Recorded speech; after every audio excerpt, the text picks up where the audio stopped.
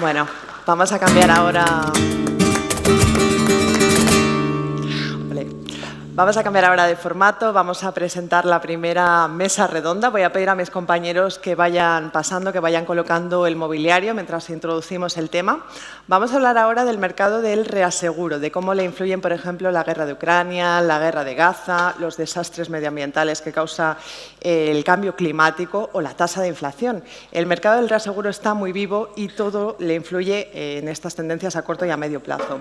Es una mesa en inglés, así que si tenéis los dispositivos de traducción simultánea los podéis utilizar.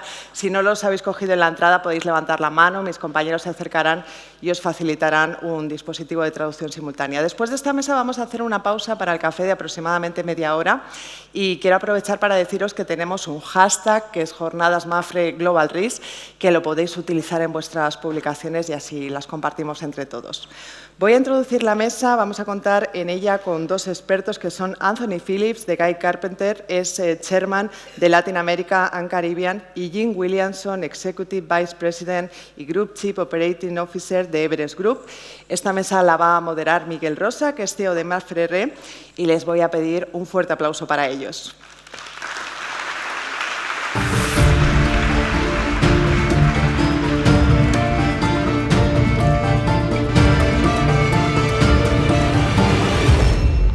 Hi, welcome everybody. Thanks for coming. Miguel, todo tuyo. Thank you very much. Buenos días a todos. La verdad es que es un placer estar aquí moderando esta mesa de reaseguro. Let's switch to English. So, okay. Tony, Jim, thank you very much for being here with us today. It's a pleasure for me to have this chat with you. Thank you. So, I would like to start by analyzing the reinsurance market situation. We've been discussing about all of these external factors that have been affecting our industry, such as interest rates, inflation, natural catastrophes, geopolitical situations. I mean, it's a number of factors. But before going to the current market situation, I would like you to explain to us the dynamics of the reinsurance cycle. I mean, in 2023, we saw a significant increase, a significant hard market. And I would like you to explain to the public here what were the main factors according to your opinion. So, Tony, please. Thank you. The market in 2003, and I think it was as a consequence of Ian, which was the last major catastrophe we had, was a turning point in the market. They'd had a lot of losses over many, many years. I don't think the reinsurance market, and Jim's more of an expert than I am, had made any money for the last 7 or 8 years. I mean, it's been a continuous decline in the original rates and the reinsurance rates, coupled with very large catastrophes, bringing it to the case where, when Ian happened in Florida, that was really the culmination of the change. At the same time, we have inflation, which was a major factor. We had interest rates moving. And we had, in places like Florida, a lot of fraud, which generated an increase in the reinsurance loss, which was not really taken into account. And that was the change, and we saw rates going up. If we look at historical factors, I mean, I started in this market a long time ago. We've seen these fluctuations, and we started what became, and a lot of you today who are in the audience will see, where the premiums have gone up a lot. We started the beginning of the hard market. The hard market is now reaching, I think, its top, and we're beginning to see flatten off. But it's a typical cycle which comes from low premium base or low income base, culminating in a large loss, having a reaction to let's get the prices back up to an adequate level to what we had before. Thanks, Tony. Jim. Yeah, thank you. Well, first of all, thank you for having me and having us in this wonderful conversation. I, of course, agree with what Tony is saying. What I would add to that is, like every other commodity in the world, reinsurance capital responds to the law of supply and demand. And because of many of the factors that Tony mentioned, there was an abrupt drop in the supply of capital that was available in the reinsurance market. A lot of it got paid out in losses because of Hurricane Ian in Florida.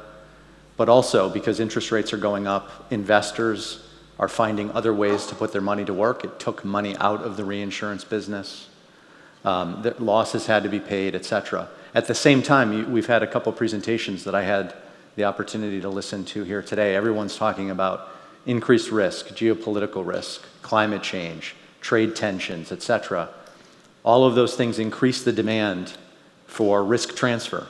And so this imbalance created an abrupt shift in prices. And I would say truly, from October of 2022 to the end of December 2022, the entire market changed. And I think it reset the market into a new price point. And there will continue to be fluctuations up and down. It is a cyclical business, but I truly do think we're in a new environment that is totally unlike what we've seen before. Thank you for that. Going to the current market situation, I mean, what we saw in January 1st renewals, it was a kind of underwriting discipline. In fact, the market was at a reasonable level. Let's say that more or less flat in terms of premiums, in terms of prices. Then in April, we saw a similar trend, perhaps with a little bit flat to down, and now we are in the middle of the June-July renewals. So according to your opinion, how do you see the current status of the market? Jim, please. Yeah, I think the way you describe it is 100% accurate. After that big correction upward, we're now in a more stable environment, stable at a higher level. And so everyone who is transferring risk into the insurance and the reinsurance market is paying higher rates, which I don't think anyone likes. But it's stable now. It's easier for us to allocate capital to our clients, for clients to get coverage in most markets around the world. And I think this current condition will persist for quite some time. And the reasons, certainly the things we discussed a moment ago, but also there's a psychology among underwriters. And I can speak from my own experience, as Miguel indicated. Many years, the reinsurance business didn't make any money. And so now that we're achieving reasonable returns, we're happy to supply capacity at these rates. But if rates fall, our willingness to supply capacity, the supply of capital will drop, I think, quite precipitously. So I expect prices to remain relatively consistent. Maybe they go down a little bit as we continue over the next year or so, but to remain relatively stable. Oh, I agree with Jim. I mean, I can really speak for Latin America and the Caribbean, which is my area, but we've seen drops in the facultative, in the single risk large line business. We've seen that already started to come down. On the treaty side, it goes from country by country. You know, the Caribbean, which is affected by hurricanes, the rates are still flat with a little bit of an increase. I think we'll see maybe 1 or 2% increases in the Caribbean. The rest of Latin America is already beginning to have a turning point. We're seeing the inflection with rates beginning to come down a little bit. I agree with Jim, they're not going to come down a great deal. But we need discipline, and that needs leadership. And we were talking about that, Jim, this morning. It's very hard for companies who are making all this money to turn around and say, well, it's only gone down by 10%, let's continue with it, until eventually it becomes a problem, becomes a loss. But it's turning, and I think hopefully it won't go down too much, because I think the market needs to maintain its current rating just so we can attract the capital. You know, if we're not making the returns, then investors will just leave their money or take their money out of us and put it in a bank at 5%. I mean, we've got to get good returns. Going a little bit deeper with your comment about facultative business and about big industrial risks that in the end is very relevant for this forum.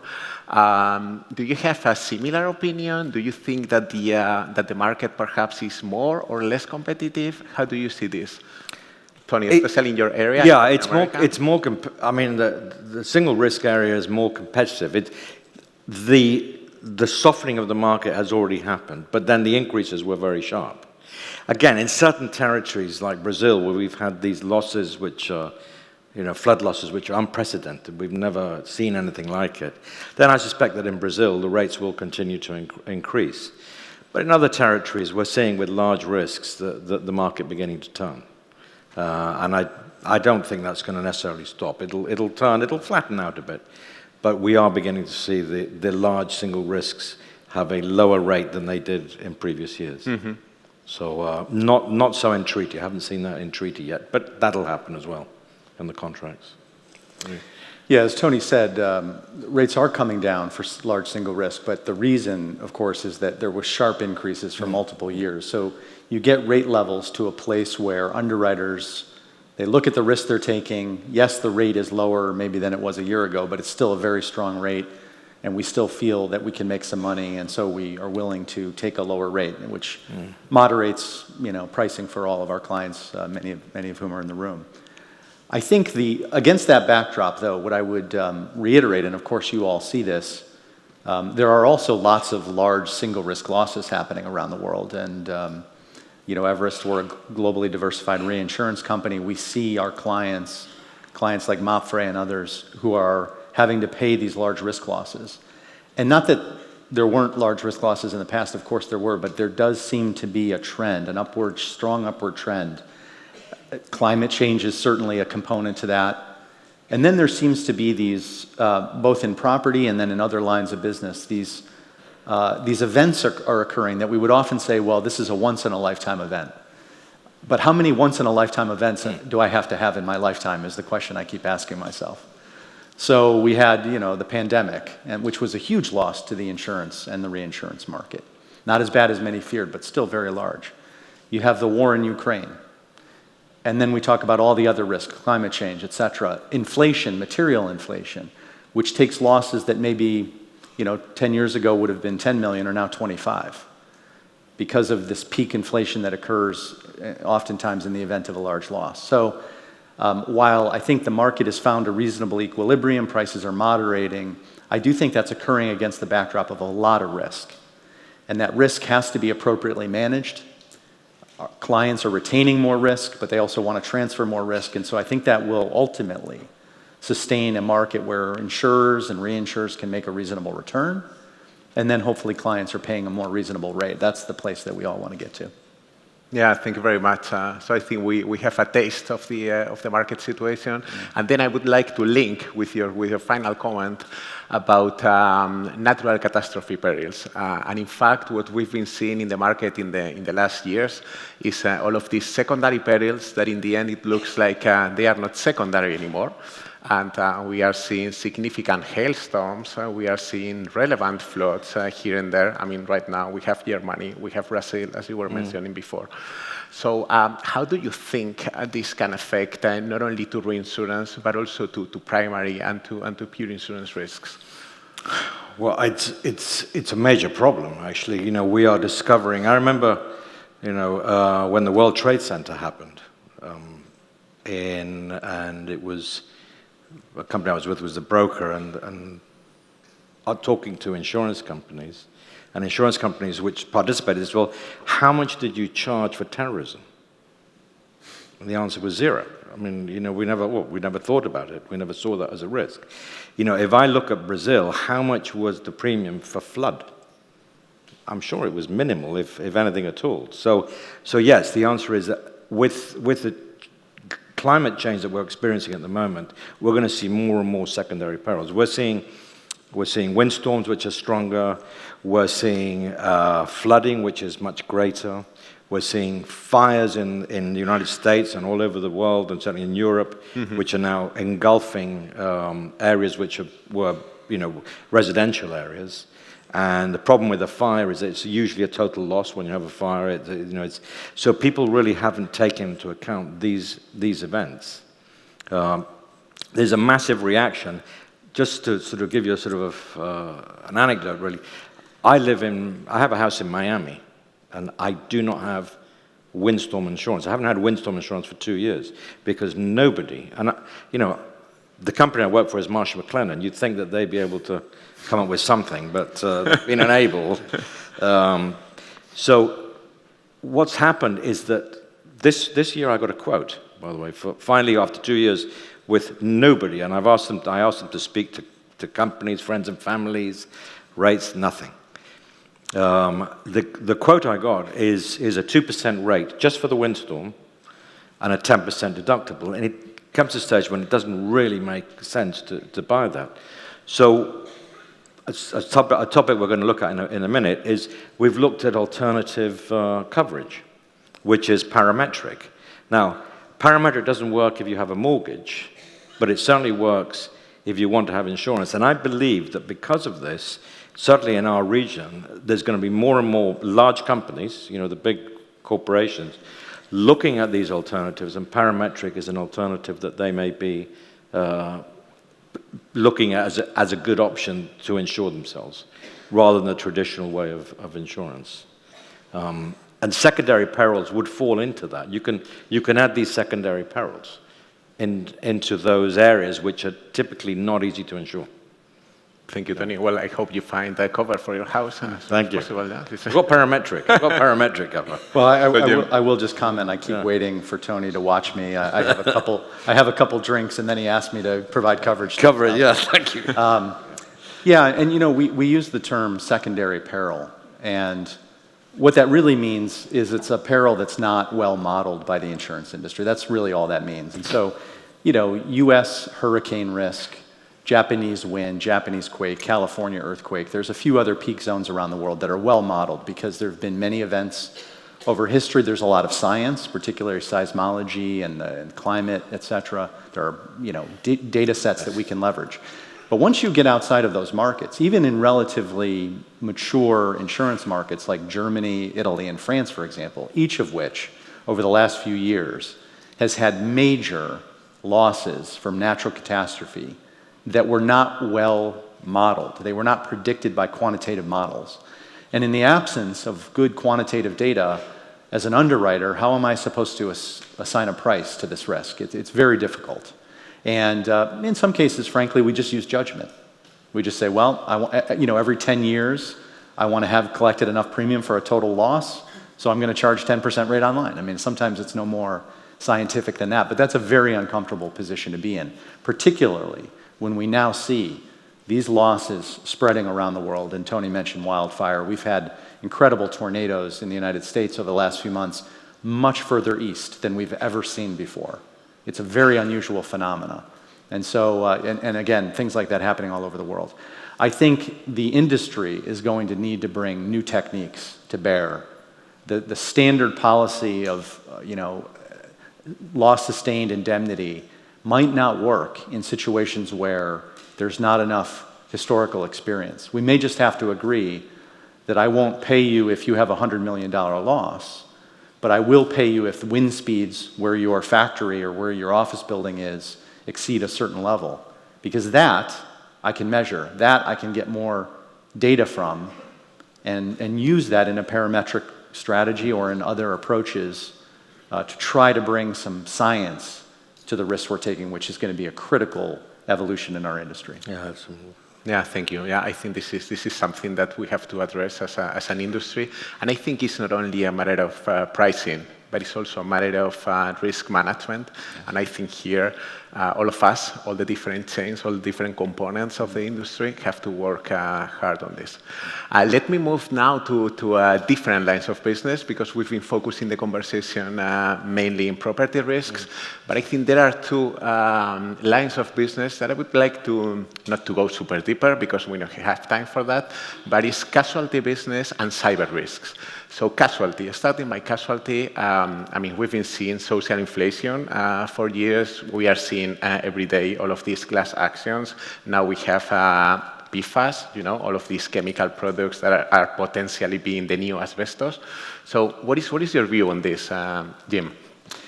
Yeah, it is a critically important topic, particularly if any of you have businesses that have exposure in the United States, and increasingly in other, Anglo common law countries like the United Kingdom or Australia. We use the word social inflation. We need to be very clear. Social inflation is a nice way of describing fraud and abuse of the legal system. So we have a legal system in the United States that allows very well-funded plaintiffs' attorneys, in some cases taking foreign money from China, from the Middle East, from other places, investing in large-scale legal action against companies and, in some cases, individuals in the U.S. legal system. And that includes, by the way, foreign companies operating in the U.S. So just because you're not U.S. domiciled provides no protection. And this is an industry.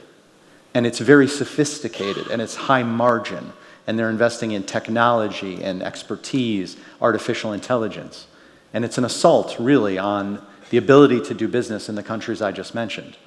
So far, thankfully, very limited spread outside those markets. But we do see some areas, in France in particular, there's been some early indications, where this idea is taking hold, because lawyers around the world, they see their counterparts in America getting rich, and they would like to be rich as well. So that's putting a lot of pressure on casualty rates, particularly in those, again, Anglo-American environments. Rates have been going up year after year after year. And in our conversations with our clients and with their customers, at some point as a business owner, how do you continue to pay 10% increase every single year as you're trying to operate in a very competitive environment and manage inflation? So I don't know how this is going to end. I think one of two things, though, big picture will happen. Either there will be legal reforms, which is almost impossible to imagine in the U.S., given our political system right now, or a crisis where liability coverage becomes impossible to obtain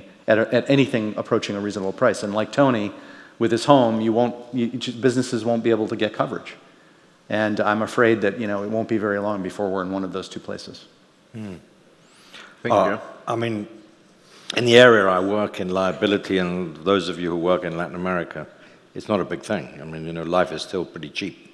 So we don't see a lot of liability in Latin America. It is growing, there's no question, for the reasons that Jim says, is that people are seeing what's going on in the United States. But it's not really a big line of business there yet.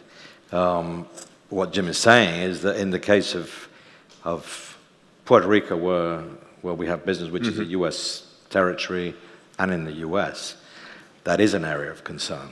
And it happened in the property side, curiously, because we had assignment of benefits. And the reason why we've seen a lot of the rates going up on the property side so much was because of assignment of benefits, where I handed my claim over to a legal company, and they took care of it, and they charged exorbitant rates. People are enriching themselves from insurance, and that's not the objective here. The objective is to put you back to where you were before.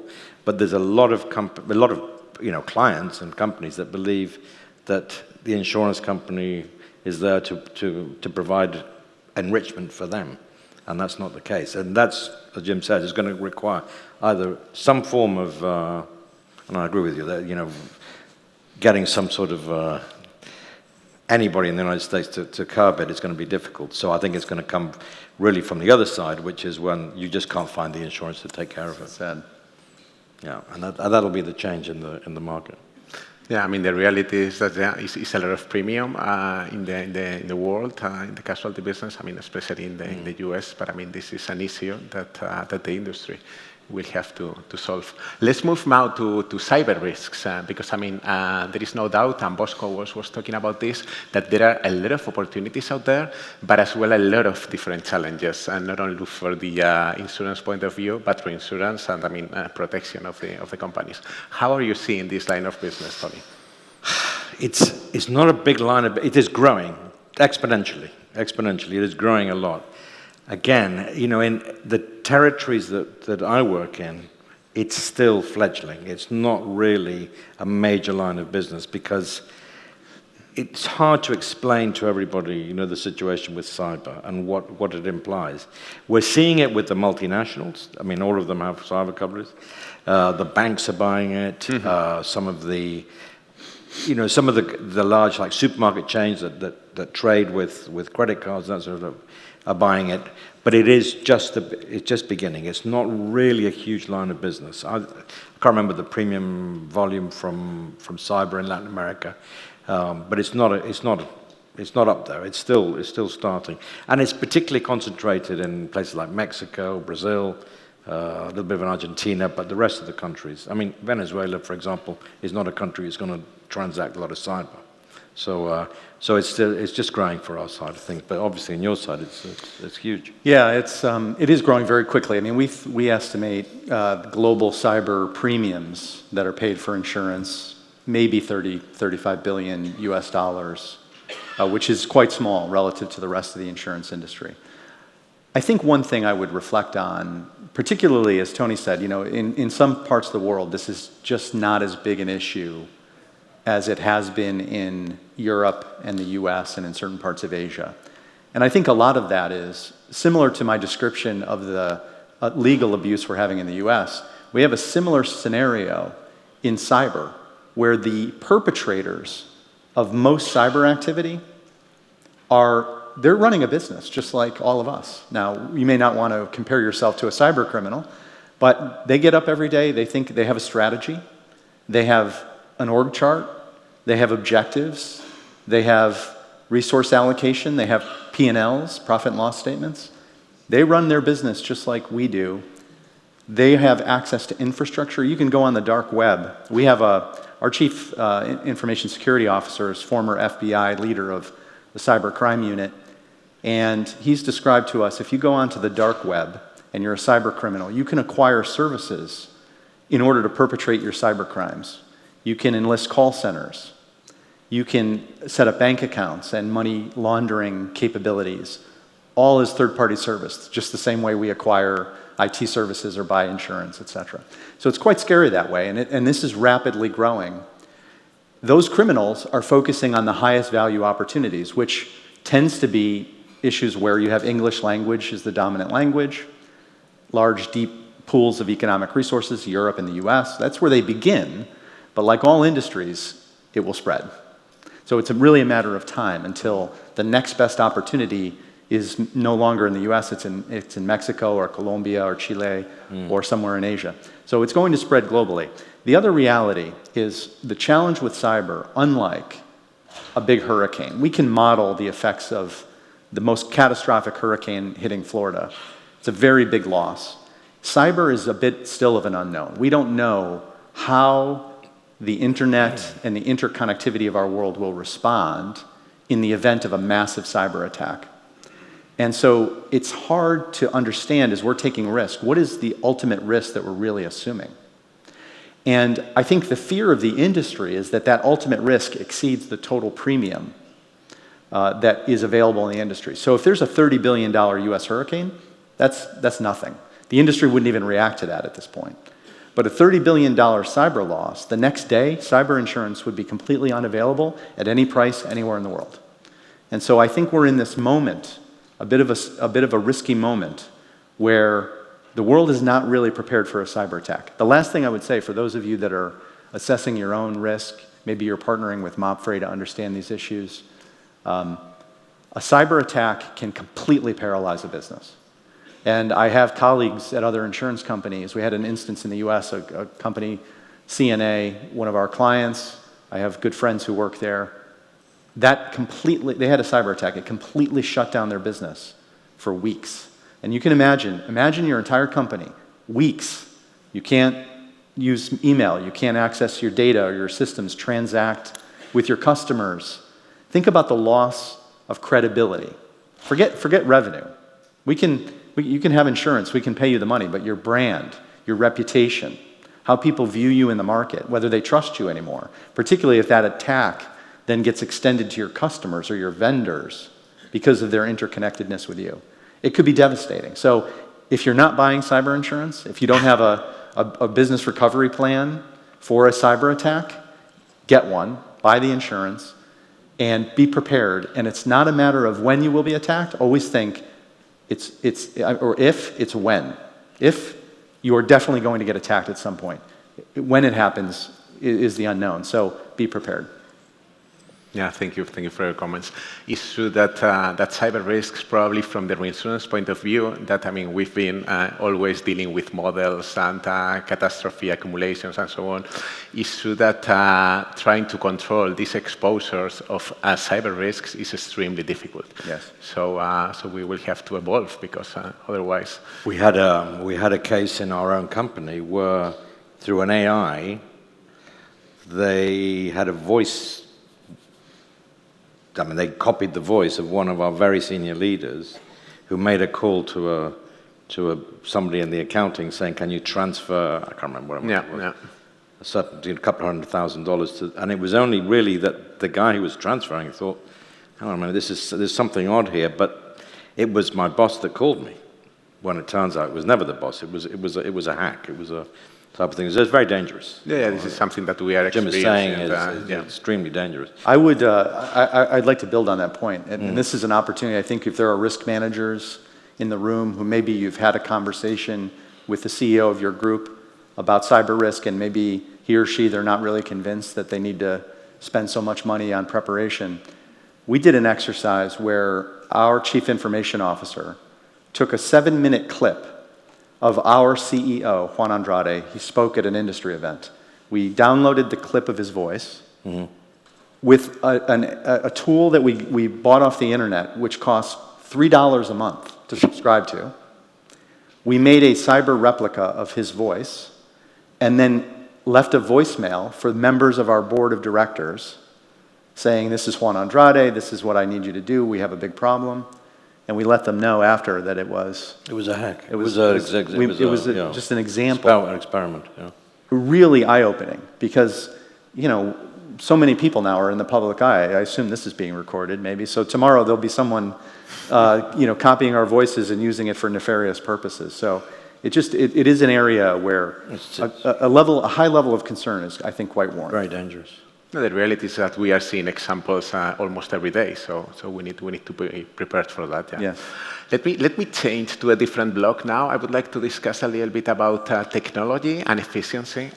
In the end, in our industry, being able to compete, being efficient, having a low expense ratio is key. This is clear. In terms of quality of information, in terms of models, we've been talking about this. How do you think we are right now in the industry? It's clear that, from the pure hurricane and earthquake point of view, on the property side, we are fine. No doubt that we have some challenges with these secondary perils, with flood, with hail, and so on. But in terms of the data that you are seeing, that we are dealing with it every day, how are you seeing the industry these days? Oh, it's amazing. So it's not that long ago, in realistic terms, that I started in the industry. And when I first started, we used to have these slips in Lloyd's that was, like big concertina slips, people stamped it. And the information said premium and aggregate. That's it. There was no other information on the slip. And reinsurers took their information from there and put it on a little piece of paper and write it down. Today, we have complete data sets coming from every company where you analyze it all the way down to the bottom. I think that in our office, I want to say that probably 50% of the people we have working in my region are actuaries and modelers.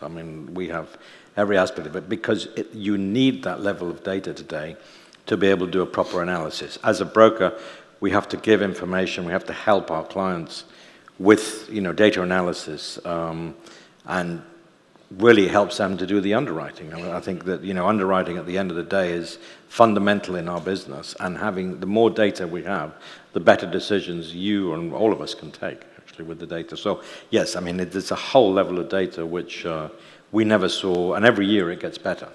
Absolutely. Yeah. Jim? Yeah, it is incredibly transformative, and there are two big areas where we see this affecting the entire industry over the coming years. The one is related to cost. If you look at the global insurance industry, something like 60 to 65 cents of every dollar paid to us in premium is returned to our customers in losses. And the 35 cents is not our margin. The industry doesn't make a very high margin, so where does that money go? There's a lot of friction in the insurance industry between the conversation with brokerage to the primary client, all the underwriting, the claims management, reinsurance. This is a very expensive model to run. It needs to get more efficient over time. There shouldn't be 35 cents of friction built into our system, and we need to work on that. And AI and other advanced technologies, data analytics, are absolutely going to play a role. At Everest, we've increased our investment over the last 4 years, 6-fold in data and analytics. And I see that increasing further as now we are tackling AI in a very meaningful way. And the beauty of that, by the way, is in many of the ways that that 35 cents gets spent is not of value to the end customer. It's not in activities that they want to have performed. And so as you squeeze that, not only maybe you make the prices more palatable, but maybe you deliver more service, more quality, and it's a win-win, really. And then the other way that it's, I think, going to be very transformative is, if you think about, and except for the largest insured companies in the world, the largest corporate groups in the world, most companies, their underwriter, their risk underwriter, their insurance underwriter is going to look at their risk once a year. You have a client, you have to renew their policy, you review the risk. Maybe there's a mid-year checkpoint. If there's claims, that maybe triggers something, but it's really episodic. And if you think about your businesses, do you only make change once a year? I mean, every day you go to work and you're driving your business and it's changing and it's evolving. And the risk that you're facing is changing and evolving. I think the industry with many of these technologies, with third-party data, with AI, can run alongside our clients more effectively and be more responsive and say, well, listen, we now know that your business has changed because there are announcements, there's things showing up in the data, and we can help you manage the risks that are associated with that change in real time, as opposed to waiting till your policy is renewing and then having a conversation. I think both of those things will mean in 10 years, the insurance buyer, maybe they pay a lower price, but more importantly, they're going to get a lot more value from the insurance purchase and the relationship with a client or with a partner like Mapfre, because we're able to transform our industry, and I think it's very exciting. Yeah, I agree with you that we have an amazing opportunity with artificial intelligence. I mean, in reinsurance, we still have a lot of unstructured data that our underwriters, our actuaries take a lot of time to analyze. And I think with artificial intelligence, this can be a huge advantage in the end to give a proper price to our customers. Right? That's right. I mean, the advantage is, you're a reinsurance guy, is that innovation in insurance typically starts at the reinsurance level. That's where we have the innovation.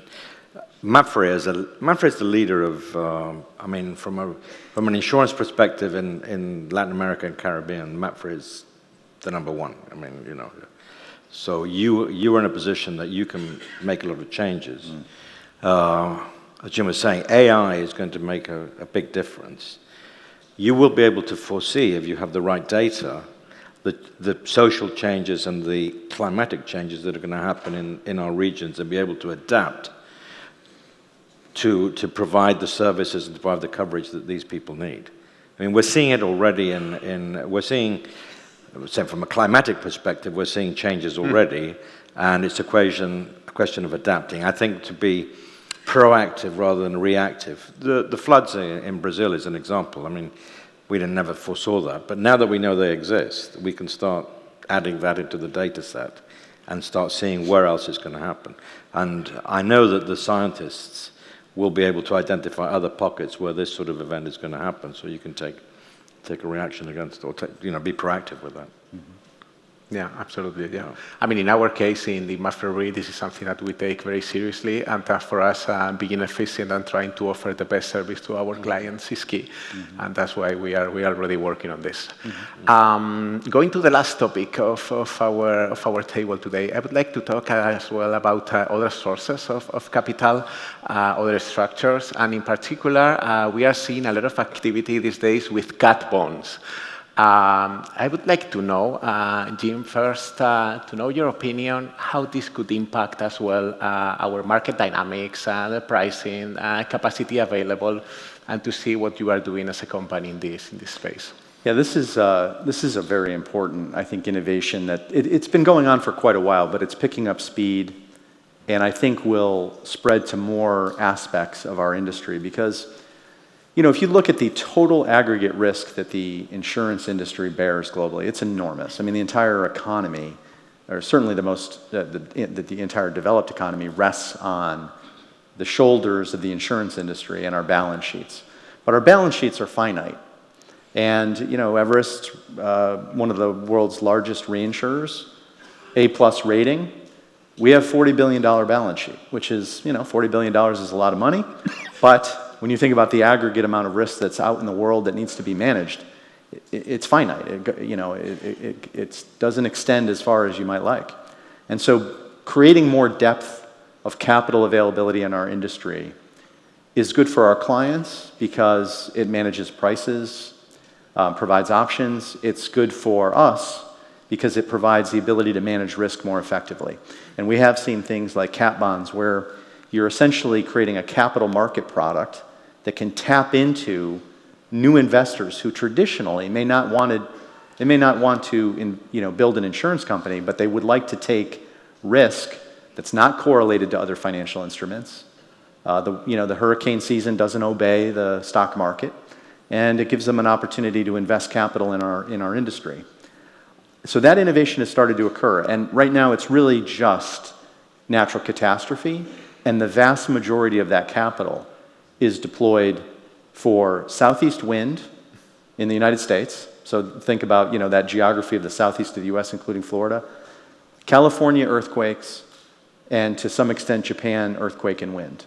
That's the vast majority of cat bond activity is those four perils. Well, that's a very small part of the world. And so this can extend over other parts of the world. I think what will really unlock this, though, is as we're able to bring more data to bear and do innovation of product types, we talked about parametrics, for example. If I go to an investor and say I want them to co-participate in, let's say, insuring a factory somewhere, $100 million factory, that's not really that interesting to an investor because it's very hard to measure the probabilities of loss. But if I can attach it to something objective, which is defined by third-party credible data, maybe government sources of data, they become interested. So it becomes about wind speed or water levels or seismic activity. Suddenly, wealth managers, pension funds, they suddenly get interested in participating because they can quantify it, they can measure it, they can risk management.